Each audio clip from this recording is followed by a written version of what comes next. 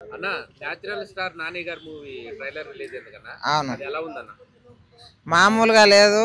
ఒక రేంజ్లో ఉన్నది. ఇలా వస్తాడని మేము అసలు ఊహించలేదు.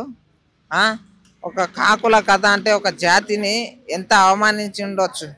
ఆ ఒక జాతి ఎంత క్రూరత్వానికి లోబడి ఉండొచ్చు. అటువంటి జీవితాల్లోంచి ఒక మొగాడు పుట్టిండొచ్చు. ఆ అందుట్లో ఆ సినిమాని ప్రతి ఒక్కరు చూడాల్సిందే.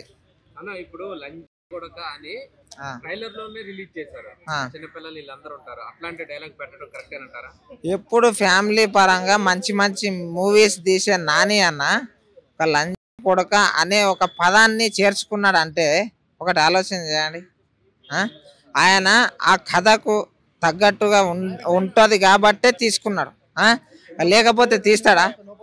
ఇలాంటివి చేసి ఆయన ముందుకు రావాలని ఆయన ఏం అనుకోలే.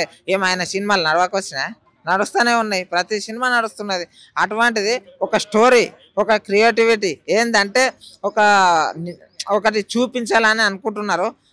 దాన్ని మనం చూసిన తర్వాతనే దాన్ని భూతాన్ని ఒప్పుకోవాలి, కానీ అప్పుడే ఒప్పుకుంటే అది సమంజసం అస్సలు కాదు.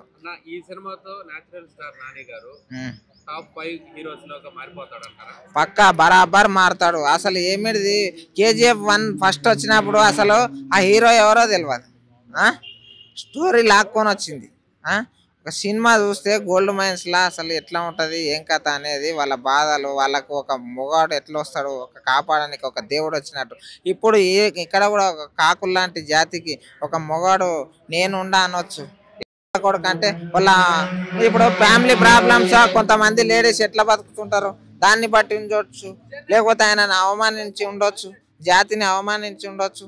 అట్లా అనుకోవాలి, వేరేగా అనుకోవద్దు ఎప్పుడే కానీ. పక్కా చూడండి, ఈ సినిమా చాలా టాప్ 5 హీరోలలో ఆయన ఒకరు అవుతారు, రాసి పెట్టుకోండి.